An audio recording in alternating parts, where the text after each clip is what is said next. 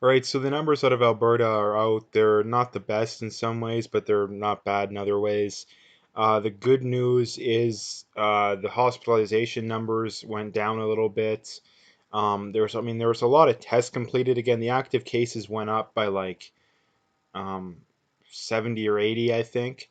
So that's not good news. But I mean, the other thing to point out too is that we tested a ton of people. Like we're up to 540,000 tests. I think we were at like 510 or so. So we tested a ton of people over the last few days. So that probably explains part of the increase. And again, it's not really a clear trend. You gotta, I mean, if there's like a lot more high days within the next week, then it would be cause for concern. But still, the hospital, like, given the fact that hospitalizations are actually down a little bit, um, again, it's just more younger asymptomatic people being discovered largely. Again, so that's pretty much as far as Alberta goes. And the other thing to point out too is that the other provinces are having no issues. Like the other provinces are having no issues whatsoever. You have Ontario that's like 115 or so over the last few days, so they're doing very good. Quebec's not bad. Manitoba's had no new cases for like 2 weeks, like literally none. Saskatchewan, I believe, is down as well. And again, it's for all these other provinces. It's no news is good news. So again, it's not a whole lot to be worried about as far as all that stuff goes. Again, the numbers out of the states are pretty high again as far as cases go. But again, as usual, you look at the deaths and they're still very much down. Yesterday, 465. So again, there's everyone's again all up in arms, like I've been saying for weeks now, it seems. They're all worried about the numbers out of the states when the reality is that they're nothing to be worried about. Like they're just nothing to be worried about. So again, it would be nice if everybody could just stop panicking. I mean, the one thing to point out too is this whole mask cult is really starting to get bad. There's pushes to do it in Alberta. I really hope it doesn't happen. I think Calgary actually is talking about it as well. I mean, my guess is that would just happen in Edmonton and Calgary, but we'll see. I mean, I mean, province-wide would be stupid. Like, why in the world do you need to wear a mask in a rural town or even in, like in a rural area? Like, it makes no sense. Like, there's no cases in these areas. So, um, if they do it in the city, I mean, I still think it's stupid, for the simple reason that masks aren't this end-all be-all great thing. They do negatively impact your health in some ways, which means if you're healthy, there's no reason to wear a mask. There's no reason to wear a mask if you're healthy. It doesn't make any sense. I'm not sure why all these people are so, I mean, it's just a cult, right? Like the cult of the left, in that when it comes to the whole mask thing. Um, the other big thing too is that a lot of people don't realize how to properly use a mask, in that um, they don't know how to put it on, they don't know how to take it off. Not to mention too, if you have a mask on, um, and you want to have a drink of water or you want to eat, you can't use that mask again. At least that's from what I've heard. That's how it works. So the problem too is a lot of people, they want to have it both ways too, and that they want to look like, oh, I'm all, being healthy and all this kind of stuff, but they don't realize the reality. Again, so the reality is that a lot of these people wearing masks aren't even doing it in the proper way. Like, in fact, I would probably say the majority of the general public, at least the healthcare, they know what they're talking about, but the general public largely doesn't, because I see a lot of people out in public that are wearing masks, but they're touching it. I've seen people take it off, like, um, or they'll leave it, like they'll leave it down while they're eating or something. You don't realize that that completely defeats the point. That completely defeats the point. So again, that's just something I wanted to point out. This is from Dinesh D'Souza. Now, again, I believe it was yesterday or the day before the Washington NFL team announced they're changing their name. And I mean, there's talk with the Eskimos about that too in Edmonton. And this is something that I pointed out before, and it's something that doesn't make any sense. In that Dinesh D'Souza here links to a story out of the Washington Post that says, 90% of Native Americans aren't affected by Redskins' name. Now, again, this is exactly what I've been pointing out all along, like exactly what I've been pointing out, that the vast majority of these natives don't care for the simple reason that sports teams' names are named after things that are admired, right? Like they're either, a lot of the times they're locally to the specific area, like the Edmonton Oilers or stuff like that, right? Or they're names of things you admire or are ferocious, like lions, tigers, raiders, stuff like that, right?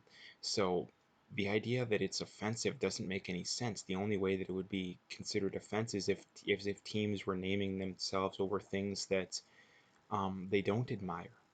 Again, so it doesn't make any sense. Like it doesn't make any sense. Um, and this guy here, who says, let's start taking care of our people and quit worrying about names like the Washington Redskins. Again, he pointed out the exact point that I pointed out that I don't think I pointed out in the video, but I pointed it out on social media, and that um, where are we at in society where the biggest issue or one of the biggest issues is the names of sports teams? Like, if that's truly the biggest issue in society, we're doing pretty well, if you ask me. If you ask me, we're doing pretty well. So again, this whole changing team names because they're racist doesn't make any sense too. And this is the thing too, is that they're not going to stop with the team names. They're going to keep going and going and going and going until people finally say no. Again, so yeah, it doesn't make any sense. Now again, stuff like this has been in the news over the last couple of weeks as well, and this is from Alex Brueschwitz. He says Drew Brees was forced to apologize 10 times by the NFL for saying you should stand for the flag.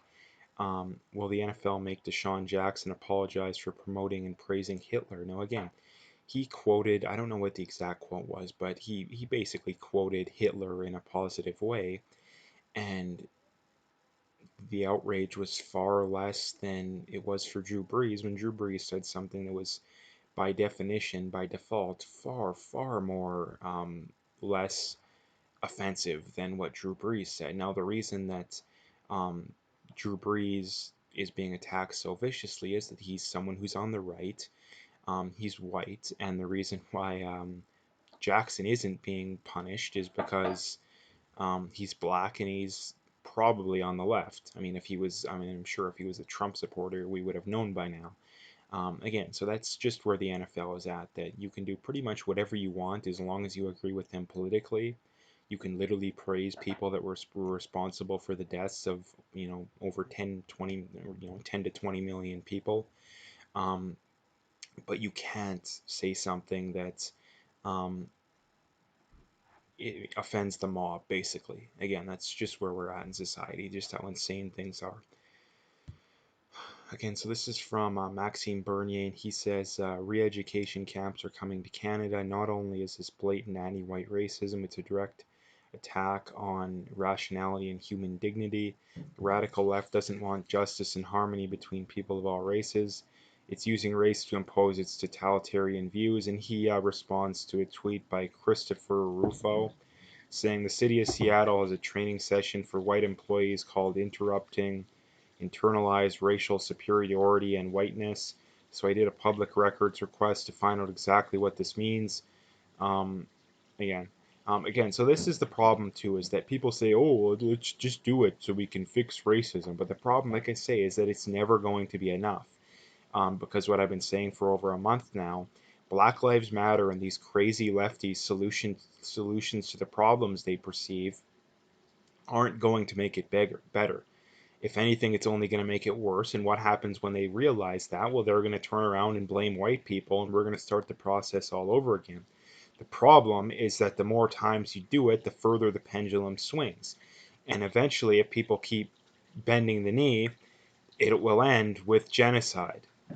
Literally, mark my words, it will end with genocide if we keep going this way. Now, my guess is that people eventually will stand up to the mob and say no before that happens, but I'm not 100% confident in that. I mean, you look at South Africa, white people are being strongly persecuted for no apparent reason.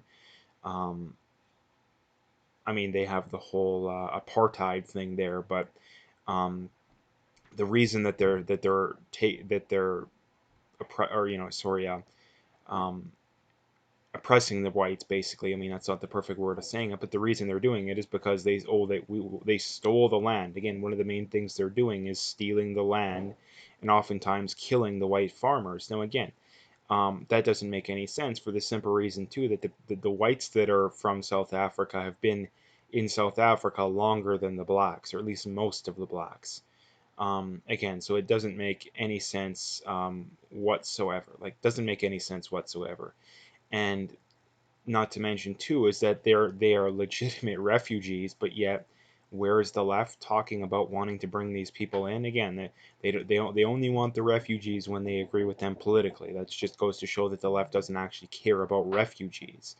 Again, so that's, I mean, I'm not big on that too. Like, the whole refugees thing, I don't care what color your skin is. The problem is that we can't afford it. Like, we can't afford it. It would be nice if we can afford it. The problem is that because of terrible government policy, I mean, most people supporting said terrible government policy, we have no money left.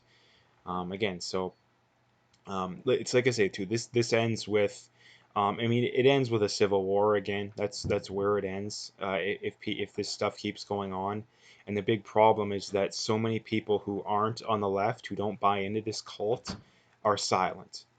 And not only that, there's a lot of people that just flat out refuse to acknowledge the issue.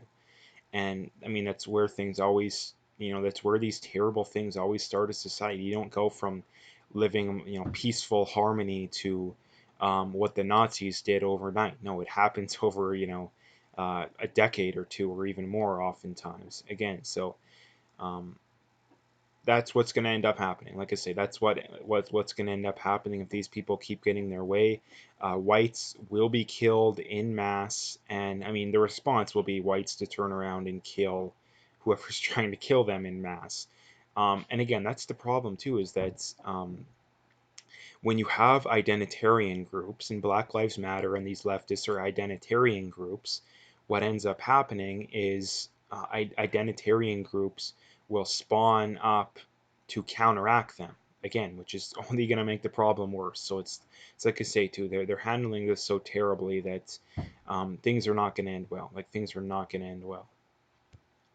And the last thing I wanted to talk about here is from Luke Rudkowski, and he says, how does this person sleep at night? Now, again, this is someone who, the same person who works for CNN in different headlines. How far away were they? April 11th and July 2nd. Again, so the first one says President Trump is wrong in so many ways about hydroxychloroquine studies. Here are the facts. And then on July 2nd, study finds hydroxychloroquine helped virus patients survive better. Again, like he says, how does this person sleep at night? Like, how do they not put that in the article?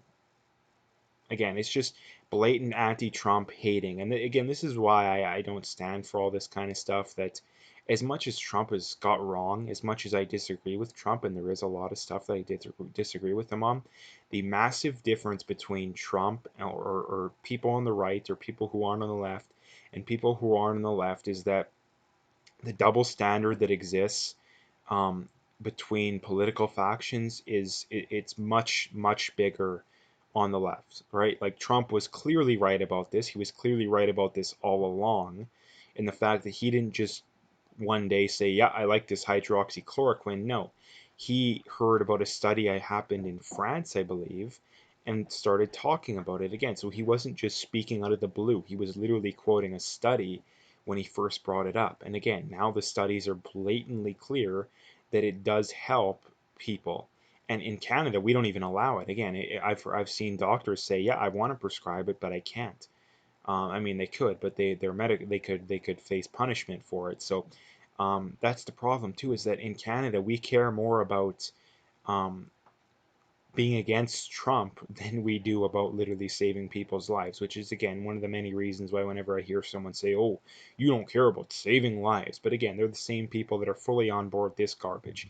Again, if you care about saving lives, you don't care about who stands to gain politically when it comes to saving lives again. So That's just all I wanted to talk about today. If you like the video, make sure to hit that like and subscribe. Uh, Check out my PayPal and email. I got linked in the description again.